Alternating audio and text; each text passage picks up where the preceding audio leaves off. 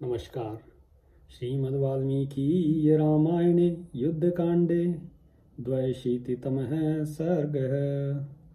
श्रुत्वा तु भीमनिर्हादं शक्राशनी समस्वनं वीक्षमाणा दिशः सर्वा दुद्रुवुर्वानराभृशम्।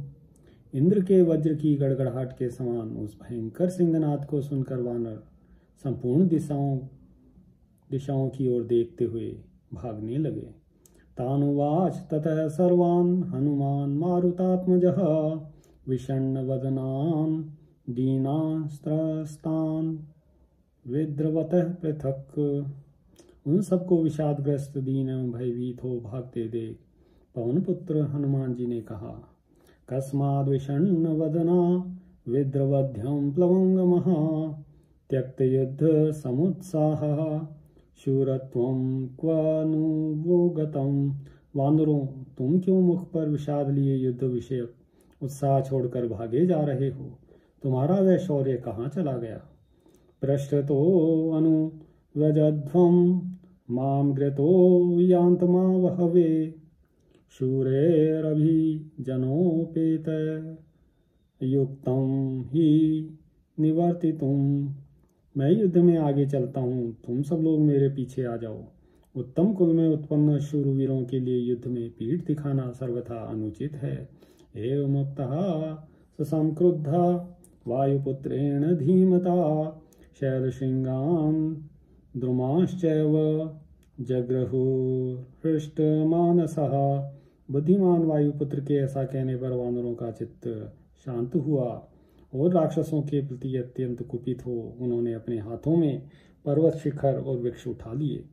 अभिपेतुश्च गर्जन्तो राक्षसान् वानरर्षभः परिवार्य हनुमन्तम् अन्वयुश्च महाहवे। वे श्रेष्ठ वानरवीर उस महासागर में हनुमान जी को चारों ओर घेर कर उनके पीछे चले और जोर जोर से गर्जना करते हुए वहां राक्षसों पर टूट पड़े। सहतैर्वानरमुख्यस्तु हनुमान सर्वतोवृतः हुताशन्निवाचिष्मान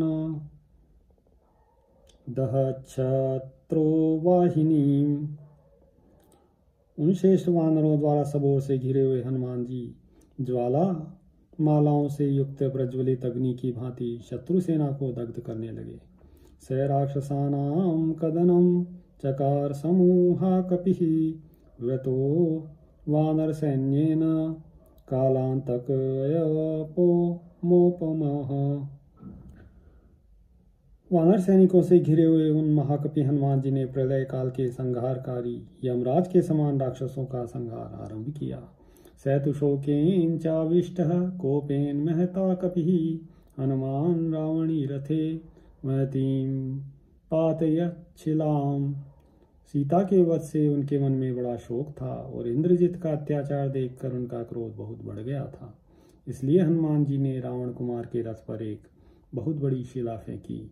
तामापतंतीं दृष्ट्वैव रथ सारथिना तदा विदेयाश्व समायुक्तः विदूरम अपवाहितः।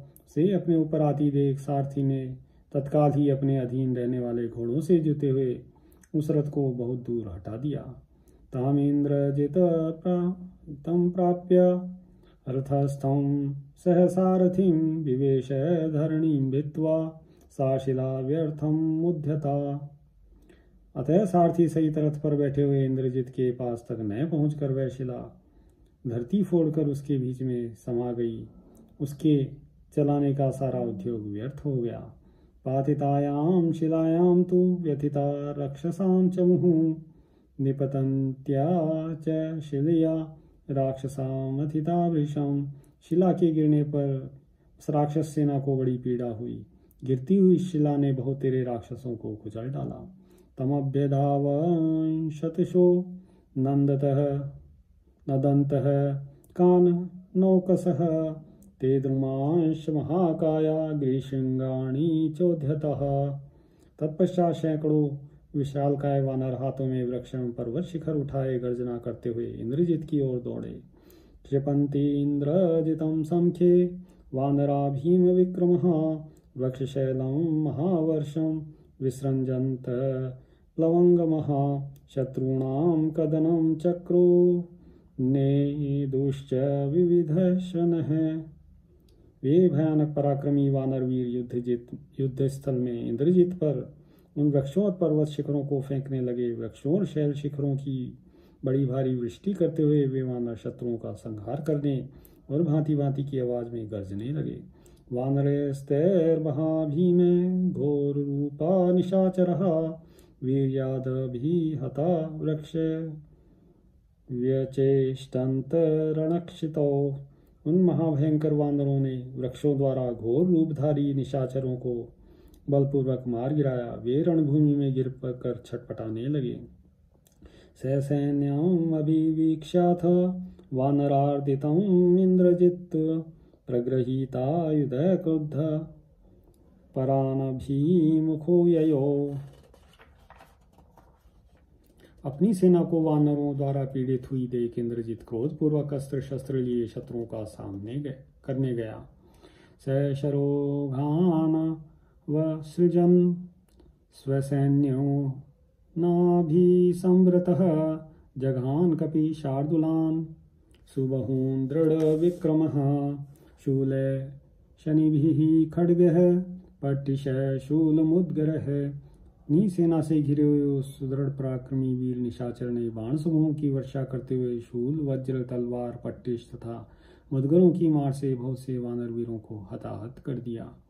ते चाप्यनुचरास्तस्य वानरा जग्नुराहवे सुस्कंध विटपै शैलः शिलाभिश्च महाबलः हनुमान कदनं चक्रे रक्षसां भीम कर्मणाम। वानरों ने भी युद्ध स्थल में इंद्रजित के अनुचरों को मारा। महाबली हनुमान जी सुंदर शाखाओं और डालियों वाले शाल वृक्षों तथा शिलाओं द्वारा भीमकर्मा राक्षसों का संहार करने लगे। संनिवार्य परानीकम् अब्रवीतान् वनौकसः हनुमान संनिवर्तध्वं नः साध्यम् इदं बलम्। इस तरह शत्रु सेना का वेग रोककर हनुमान जी ने वानरों से कहा, बंधुओं अब लौट चलो, अब हमें इस सेना के संहार करने की आवश्यकता नहीं रह गई है। त्यक्त्वा प्राणान् विचेष्टन्तो राम प्रिय चिकीर्षवः यन्निमित्तं हि युध्यामो हताशा जनकात्मजा। हम लोग जिनके लिए श्री रामचंद्र जी का प्रिय करने की इच्छा रखकर प्राणों का मोह छोड़ पूरी चेष्टा के साथ युद्ध करते थे, वे जनक किशोरी सीता मारी गईं। इमम् अर्थं हि विज्ञाप्य रामं सुग्रीवमेव च तौ यत् प्रति विधास्येते तत्करिष्यामहे वयम्। अब इस बात की सूचना भगवान श्री राम और सुग्रीव को दे देनी चाहिए, फिर वे दोनों इसके लिए जैसा प्रतिकार सोचेंगे वैसा ही हम करेंगे। इत्युक्त्वा वानरश्रेष्ठो वारयन् सर्ववानरान् शनैः संत्रस्तः सबलः संन्यवर्तत। ऐसा कहकर वानर श्रेष्ठ हनुमान जी ने सब वानरों को युद्ध से मना किया और धीरे धीरे सारी सेना के साथ निर्भय होकर लौट आए। ततः प्रेक्ष्य हनुमन्तं वज्रन्तं यत्र राघवः सहोतु कामो दुष्टात्मा गतश्चैत्यं निकुंबिलाम। हनुमान जी को श्री रामचंद्र जी के पास जाते हुए देख दुरात्मा इंद्रजित होम करने की इच्छा से निकुंबिला देवी के मंदिर में गया। निकुंबिलाम अधिष्ठाय पावकं जुहवेन्द्रजित यज्ञभूम्यां ततो गत्वा पावकस्तेन रक्षसा हूयमानः प्रज्ज्वाल होम शोणित भुक्तदा सार्ची पिन्नद्धो दद्रशे होम शोणित तर्पितः संध्यागत इवादित्यः सुतीव्रो अग्निः समुत्थितः। निकुंभिला मंदिर में जाकर उस निशाचर इंद्रजित ने अग्नि में आहुति दी। तदनंतर यज्ञ भूमि में भी जाकर उस राक्षस ने अग्निदेव को होम के द्वारा तृप्त किया। वे होम शोणित भोजी अभिचारिक अग्नि देवता आहुति पाते ही होम और शोणित से तृप्त हो प्रज्वलित हो उठे और ज्वालाओं से आवृत दिखाई देने लगे। वे तीव्र तेज वाले अग्नि देवता संध्या काल के सूर्य की भांति प्रकट हुए।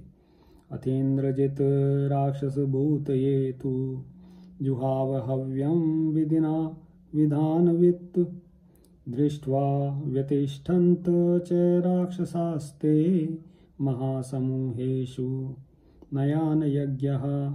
इंद्रजित यज्ञ के विधान का ज्ञाता था। उसने समस्त राक्षसों के अभ्युदय के लिए विधि पूर्वक हवन करना आरंभ किया। उस होम को देखकर महायुद्ध के अवसरों पर नीति अनीति, कर्तव्य अकर्तव्य के ज्ञाता राक्षस खड़े हो गए। इत्याशे श्रीमद्रामायणे वाल्मीकिये आदिकाव्ये युद्धकाण्डे द्व्यशीतितमः सर्गः। सियावर रामचंद्र पद जय शरणम्।